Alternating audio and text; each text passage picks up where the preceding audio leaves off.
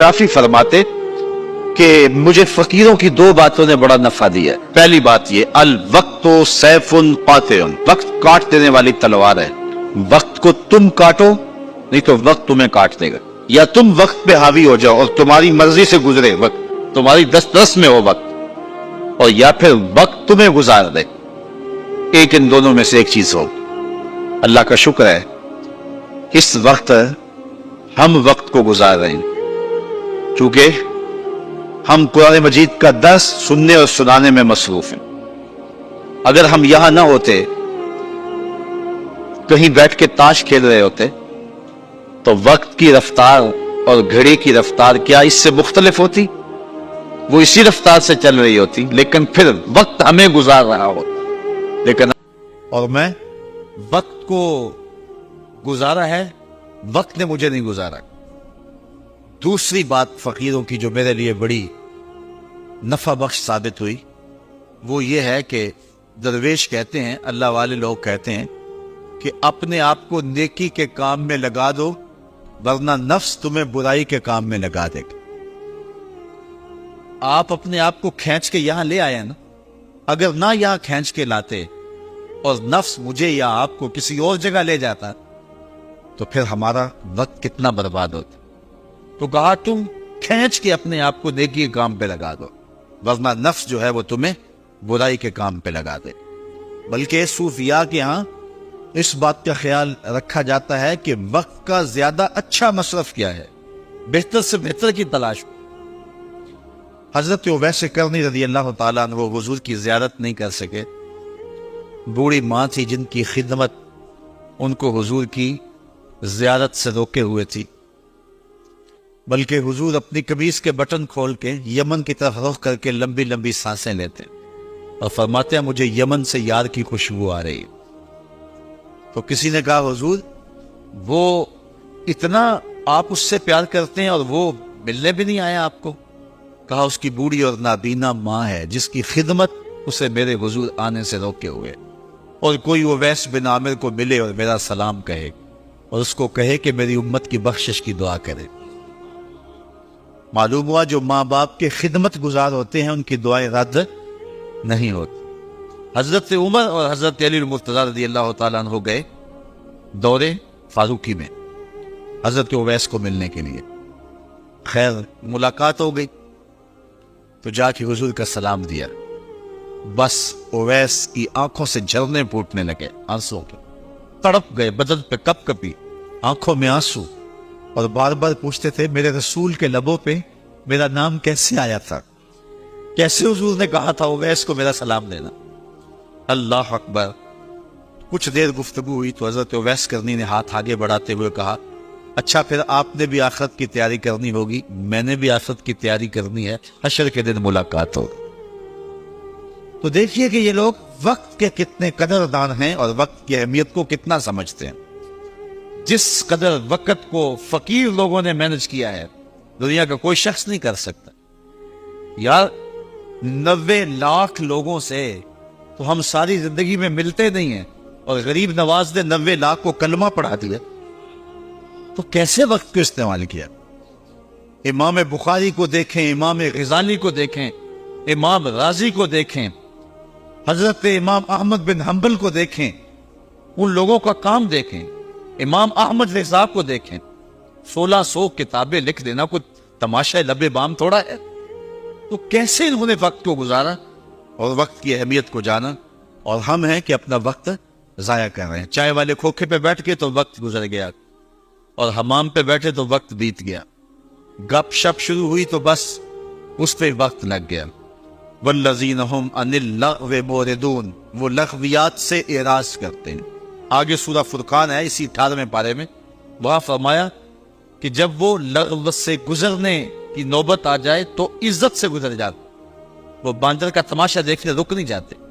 उनके मकासद जलील हैं, उनकी जिंदगी के बड़े मकासद हैं, वो अपनी जिंदगी को उन मकासद के हुसूल के लिए लगा के बैठे हुए हैं, तो अब वो अपने वक्त को जाया नहीं कर।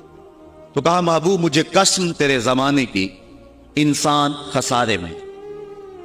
अब इंसान तो खसारा मानने को तैयार नहीं है, वो कहता मैं तो खसारे में नहीं, میں تو ہواؤں کے دوش پہ اڑتا ہوں، میں تو کائنات کو نقشچیر بنایا ہوا ہے، زمانہ میرا باج گزار ہے، ستاروں پہ کمندے میں ڈال چکا ہوں، میں اپنی زندگی کو آسائشوں سے بھر لیا ہوا ہے، کہاں وہ گھاس پھوس کے جھونپڑے اور کہاں عالی نصف کوٹھیاں، کہاں کھانے کے لیے نان شبینہ بھی میسر نہیں تھا، اور کہاں اتنے کھانے کہ انتخاب مشکل ہو جاتا ہے، کہاں پیوند لگے ہوئے کپڑے اور کہاں اتنے لباس ہیں کہ بدلنے کی باری نہیں آتی ہے۔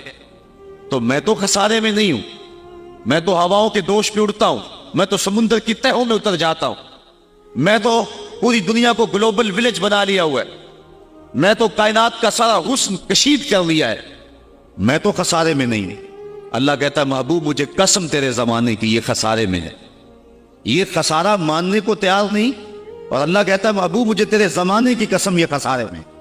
تو امام راضی فرماتے ہیں، آپ فرماتے ہیں جو خسارہ ہے یہ انسانیت کا ہے، اگر یہ ہواؤں کے دوش پہ اڑتا ہے تو یہ انسان کا کمال نہیں ہے، یہ تو چڑیا بھی اڑتی ہے، یہ تو مکھی بھی اڑتی ہے، اگر یہ پانی میں تیرتا ہے تو یہ تو مچھلی بھی تیرتی ہے، اگر اس نے آسائشیں اور سہولتیں اپنے لیے تلاش کر لی ہیں تو وہ تو دوسری مخلوقات کو بھی حاصل ہیں۔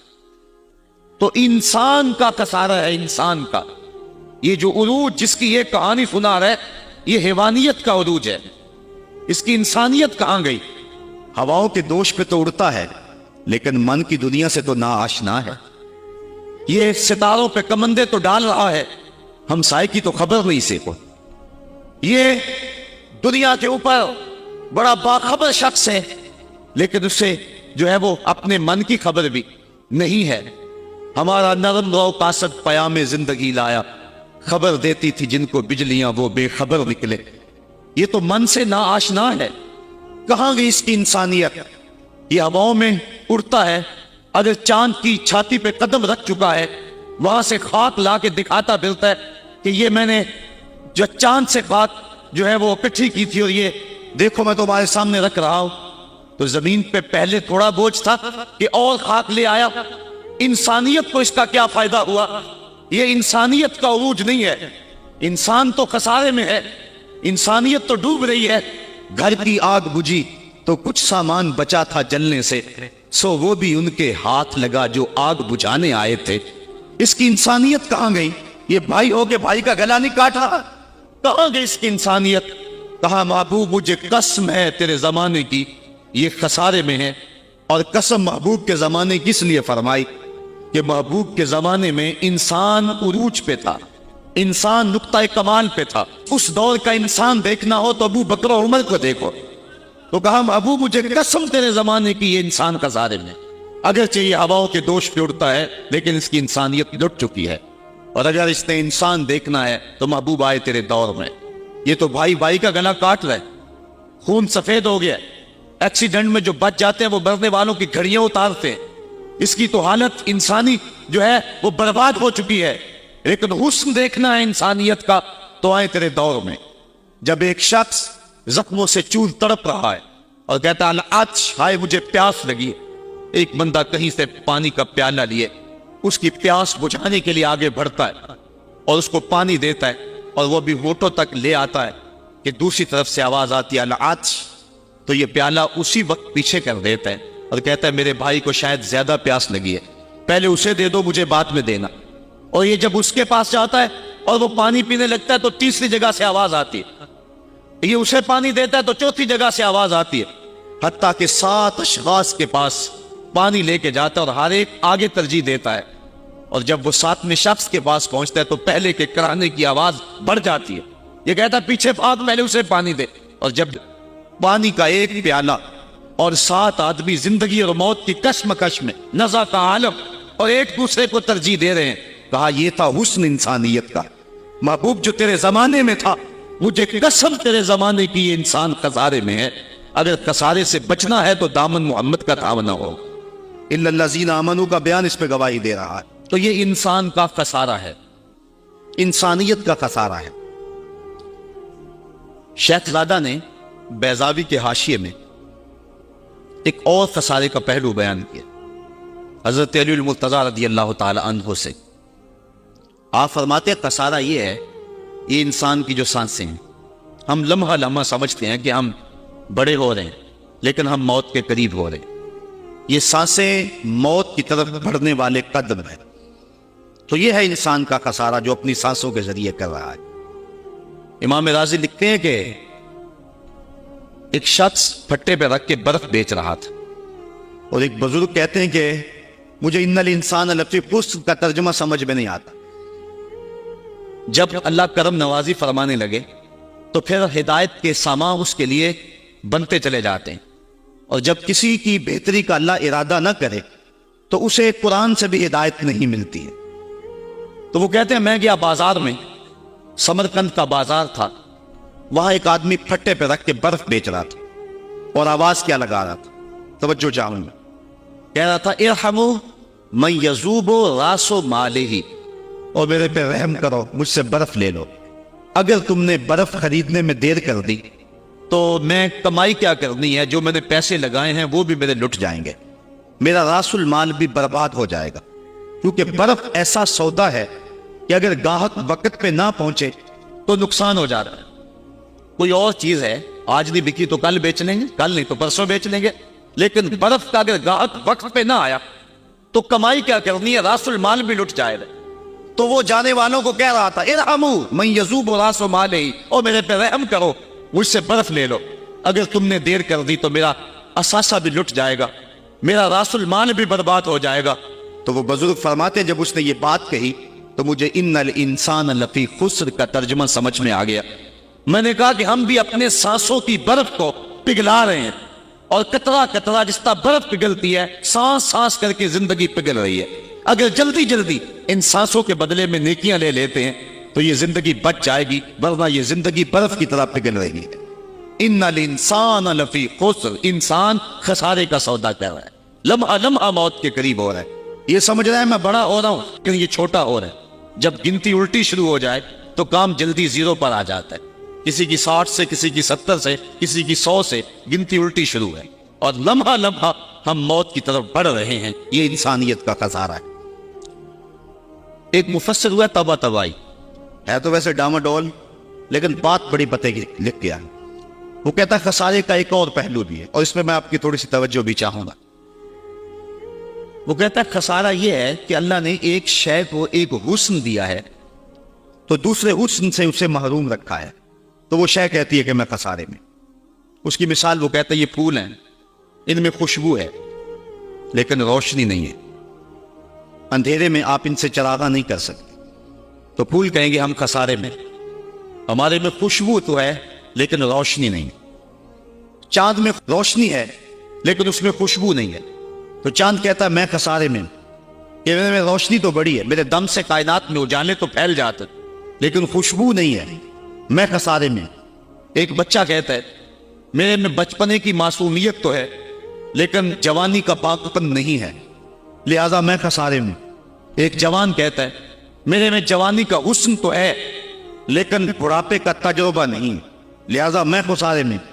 اور ایک بوڑھا کہتا ہے کہ میرے میں بڑھاپے کا تجربہ تو ہے لیکن اب بچپنے کی وہ معصومیت کہاں، وہ کاغذ کی کشتی، وہ بارش کا پانی۔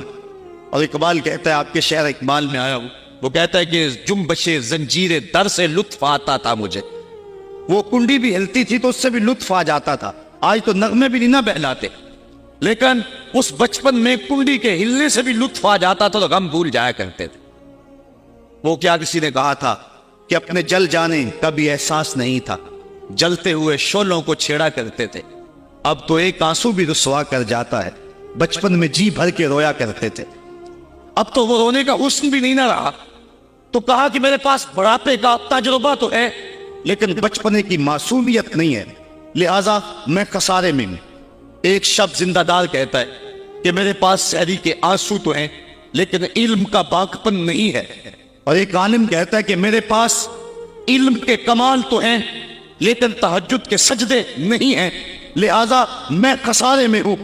بلبل کہتی ہے میرے لہجے میں تو حسن ہے لیکن میرے بازوؤں میں طاقت نہیں ہے، لہذا میں خسارے میں ہوں۔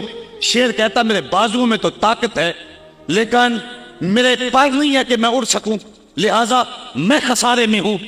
کوئل کہتی ہے میرے لہجے میں تو جادو ہے لیکن رنگ میرا کالا ہے، لہذا میں خسارے میں ہوں۔ مور کہتا ہے میرے پروں میں تو حسن ہے لیکن میرے پاؤں بدصورت ہیں، لہذا میں خسارے میں ہوں۔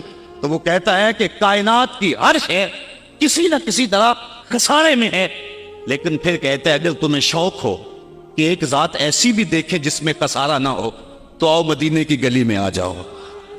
حسن کی ساری شوخیاں، جمال کے سارے کریمے اور حسن کا سارا باغپن اگر ایک ذات میں دیکھنے کا شوق آ جائے، حسن یوسف دم عیسیٰ ید بیسا داری، ہما دارند آنچے خوبا تو تنہا داری۔ کائنات حسن جب پھیلی تو لا محدود تھی اور جب سمٹی تو تیرا نام بن کے رہ گیا۔ اگر یہ شوق ہو کہ کائنات کے سارے حسن ایک پیکر میں دیکھیں تو کہا اس کے لیے میں نے ایک محمد ہی بنا دیا ہے۔ سارے حسن ایک پیکر میں آپ کو ملیں گے، سارے کمال اور سارے جمال اور سارے عروج اور ساری عزتیں اور سارے مراتب آپ کو ایک ذات میں جمع ملیں گے، اور محمد ہوتا ہی وہ ہے جو مجمع کمالات ہو۔ تو کہا کہ یہ ہے ایک خسارے کا پہلو، اور کائنات میں ایک ہی شخص ہے جو خسارے سے بچا ہوا ہے۔ اب جو اس ذات سے وابستہ ہوگا وہ بھی خسارے سے بچ جائے گا۔ الا الذین آمنوا، جس کے ہاتھ میں یہ دامن ہو وہ خسارے سے بچ جائے گا، ورنہ خسارے سے کوئی بچ نہیں سکتا۔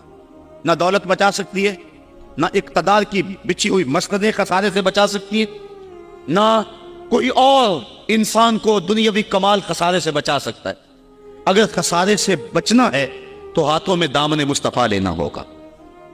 وہ کبھی آپ نے دیکھا ہوگا، اب تو وہ دور بدل گیا ہے، وہ چکی ہوتی تھی جس میں وہ گندم پیستے ہیں، مختلف چیزیں، تو اس کے دو پتھر ہوتے ہیں، ایک نیچے والا ساکن، اوپر والا متحرک، تو درمیان میں اس کے ایک کلی ہوتی ہے جس کے ارد گرد اس کو گھماتے ہیں، تو وہ جو دانے ہیں وہ درمیان خالی جگہ میں ڈالتے ہیں، اس کو گالا کہتے ہیں، اس میں ڈالتے ہیں اور پھر اس چکی کو گھماتے ہیں، جاتے ہیں، اور جو اس کلی سے لگ کے رہتے ہیں وہ بچ جاتے ہیں۔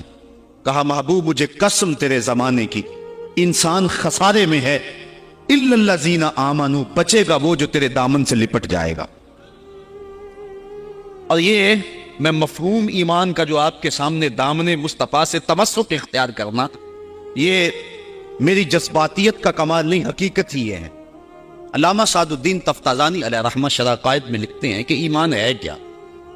آپ فرماتے ہیں الایمان ہی تصدیق بما جاء بہ النبی صلی اللہ علیہ وسلم، حضور کے علاوہ ایمان ہو ہی نہیں سکتا ہے، یہ ممکن ہی نہیں ہے۔ اور یہ بات بھی ذہن میں بٹھا لیں کہ حضور سے ذہنی تعلق کا نام ایمان نہیں ہے، حضور سے قلبی تعلق کا نام ایمان ہے، اور یہ میرے مسلک کی پہچان ہے۔ صرف ذہنی تعلق کا نام ایمان نہیں ہے، قلبی تعلق کا نام ایمان ہے۔ اس کو مزید سہل کرو تو حضور کو نبی جاننے کا نام ایمان نہیں ہے، نبی ماننے کا نام ایمان ہے۔ ورنہ کتنے لوگ تھے جانتے تھے لیکن ایمان نہ لائے۔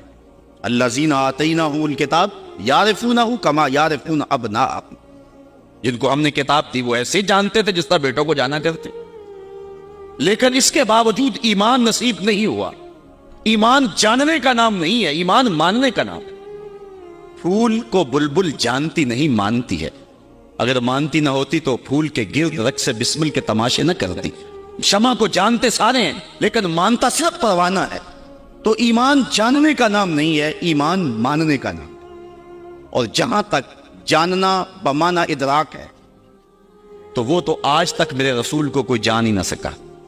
سب سے زیادہ قربت تو حضرت سیدنا صدیق اکبر رضی اللہ تعالی عنہ کو حاصل، ان کو بھی کہہ دیا یا ابا بکر لم یعرفنی حقیقتاً غیر ربی، سفر و حضر میں میرے ساتھ رہے، سن لو میری حقیقت کو میرے رب کے علاوہ کوئی بھی نہیں جانتا ہے۔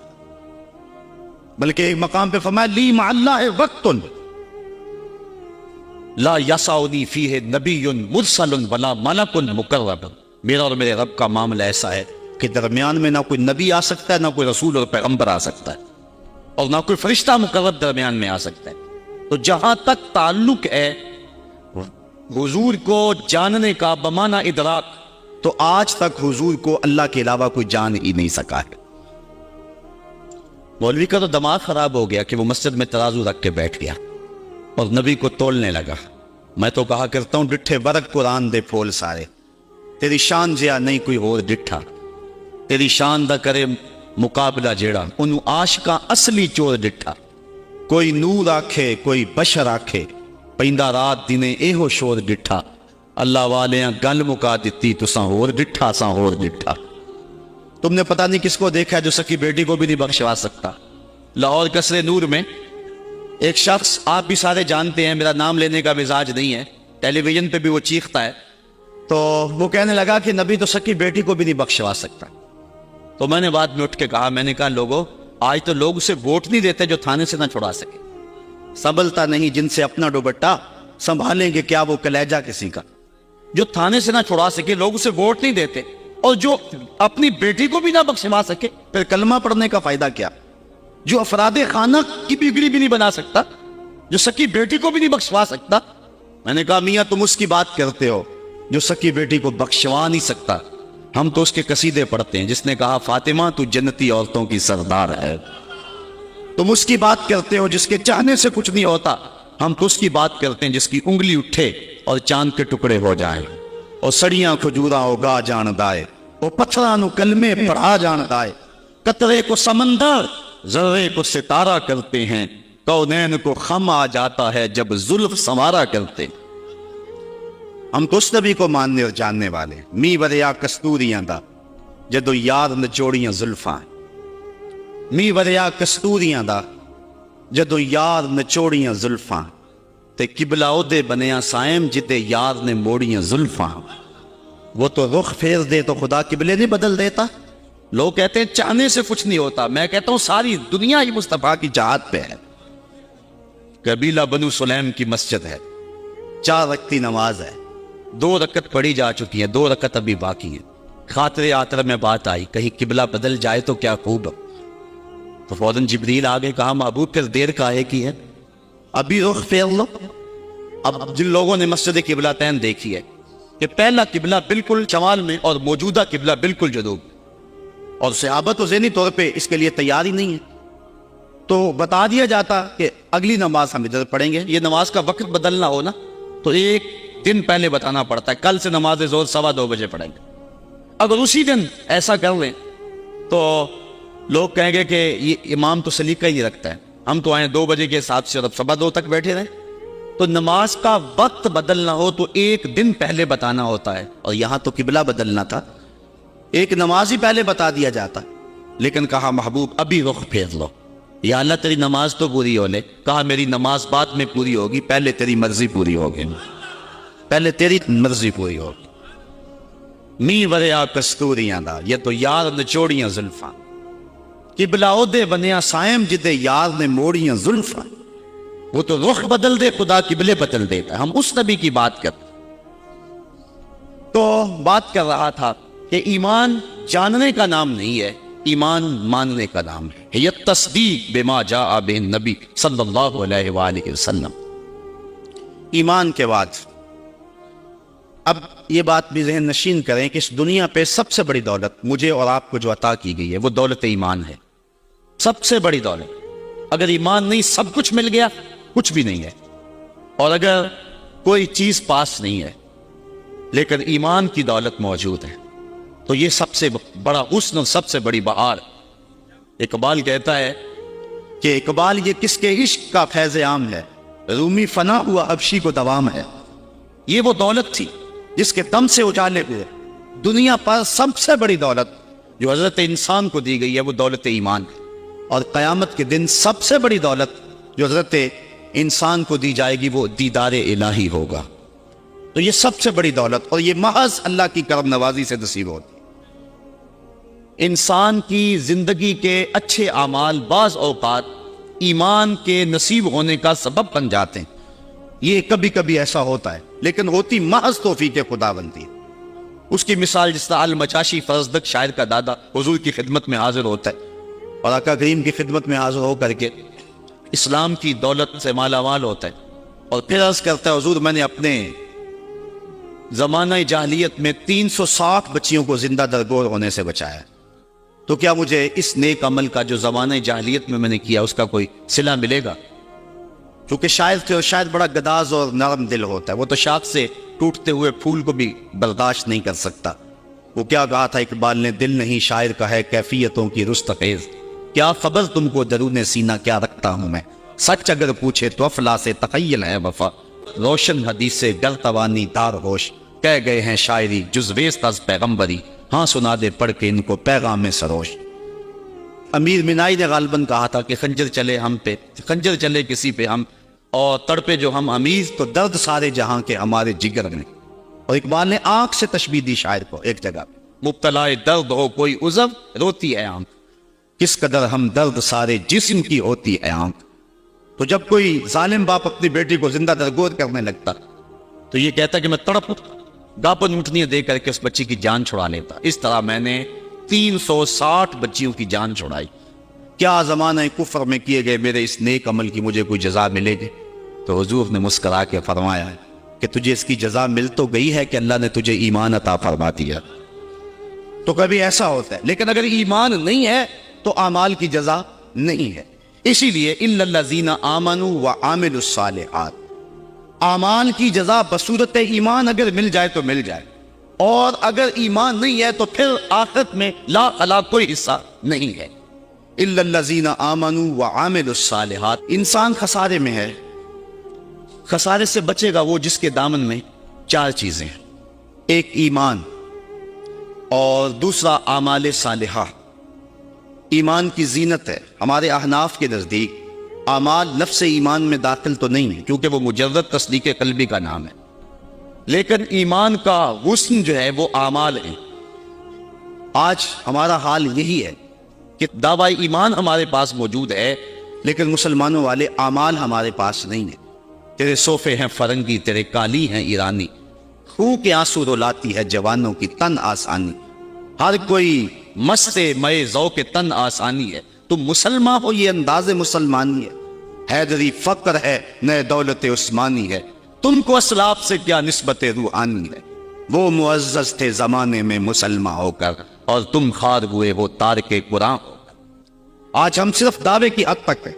شکوے میں اقبال جب چیخ چیخ کے کہتا ہے کہ تیرے کعبے کو جبینوں سے بسایا ہم نے، نو انسانی کو غلامی سے چھڑایا ہم نے، صفائے داہر سے باطل کو مٹایا ہم نے، تیرے قرآن کو سینوں سے لگایا ہم نے، پھر بھی گلا ہے ہم سے کہ وفادار نہیں، ہم وفادار نہیں تو بھی تو دلدار نہیں۔ تو جب اس کا جواب آتا ہے تو سنیے، لہجہ تھوڑا سا بدلا کہ میرے کعبے کو جبینوں سے بسایا کس نے، نو انسانی کو غلامی سے چھڑایا کس نے، صفائے داہر سے باطل کو مٹایا کس نے، میرے قرآن کو سینوں سے لگایا کس نے، تھے تو آباب تمہارے ہی مگر تم کیا ہو، ہاتھ پہ ہاتھ درے منتظر فردا ہو۔ ذرا کبھی اپنے اندر جھانک کر کے دیکھا کہ ہم ہیں کہاں اور کس جگہ پہ کھڑے ہوئے ہیں۔ آج ہم مسلمان ہونے کی بات کرتے ہیں لیکن کبھی دیکھیں کہ ہمارے عمل کی پوزیشن اور حالت کیا ہے، آج ہم کس جگہ پہ کھڑے ہوئے ہیں۔ لالو لکشمن پرشاد نے ایک کتاب لکھی عرب کا چاند، اور یہ ایک ہندو رائٹر ہے، اور اس میں اس نے حضور کی سیرت اتنے خوبصورت اور دل فریب پیرائے میں بیان کی کہ گویا سطروں کے اندر چراغ ہی رکھ دیے ہیں۔ تو کسی نے سوامی لکشمن پرشاد سے پوچھا کہ تو نے مسلمانوں کے نبی پر اتنی خوبصورت سیرت کی کتاب لکھی ہے، تو حضور کا غلام کیوں نہیں بن جاتا؟ تو جو اس نے جواب دیا، اگر ہم اس پہ تھوڑا سا تفکر کریں تو وہ ہماری آنکھیں کھول دینے کے لیے کافی ہے، لیکن اگر ہم اس پہ غور نہ کریں تو وہ ایک گاڑی ہمارے روڈ پہ چلتی ہے، اس کے پیچھے لکھا ہوا ہے عقل نہ ہو تو موجہ ہی موجہ۔ بات یہ ہے، بات سوچنے والوں کے لیے ہوتی ہے۔ تو سوامی نے جواب دیا تھا کہ جب میں نے حضور کی سیرت لکھنے کے لیے امہات کتب سیر کو پڑھا تو یہ جذبہ میرے سینے میں بھی گڑائیاں دینے لگا کہ میں اس نبی کا غلام کیوں نہیں بن جاتا، لیکن جب میں مسلمانوں کے کردار کو دیکھتا ہوں تو میں کہتا ہوں میں ہندو ہی ٹھیک ہوں۔ ہمارا کردار لوگوں کے ایمان کے راستے میں رکاوٹ بنا ہوا، اور ایک زمانہ تھا کہ ہماری میتیں بھی ایمان دیا کرتی تھی۔ امام محمد کا جب جنازہ اٹھا تو پورا پسرا امڑ آیا، یہودی عیسائی کہنے لگے مسلمانوں کا امام جا رہا ہے اور اس کا آخری دیدار ہے، چلو تم بھی آخری دیدار میں شامل ہو جاؤ، جنازے میں شامل ہو جاؤ۔ لوگ ذوق و شوق کی فراوانی میں آگے بڑھ بڑھ کے جنازے کی چارپائی کو کندھا دے رہے تھے۔ تو اگر کسی عیسائی اور کسی یہودی کا جی چاہا کہ میں بھی مسلمانوں کے امام کے جنازے کی چارپائی کو کندھا دوں، تو ہمیں تاریخ بتاتی ہے پھر جس کا کندھا امام محمد کے جنازے کی چارپائی کو چھوا اس کے لبوں پہ کلمہ جاری ہو گیا۔ ہمارے بزرگوں کی تو لاشیں بھی کلمہ دیا کرتی تھی، اور آج ہماری زندہ لاشیں لوگوں کے ایمان کے راستے کے اندر رکاوٹ بنی ہوئی۔ ہم کبھی غور کریں، رو رہی ہے آج ایک ٹوٹی ہوئی مینا اسے، کل تلک گردش میں جس ساکی کے پیمانے رہے، خیر تو ساکی سہی لیکن پلائے گا کسے، اب نہ میں کش رہے باقی نہ میں آنے رہے۔ رو رہے ہیں آج وہ دشت جنوب پرور جہاں، رقص میں لیلا رہی لیلا کے دیوانے رہے، وائے ناکامی متائے کارواں جاتا رہا، کارواں کے دل سے احساس زیاں جاتا رہا۔ جن انگاروں پہ اس وقت میں اور امت مسلمہ اور آپ کھڑے ہیں، کون اس سے بے خبر نہیں ہے؟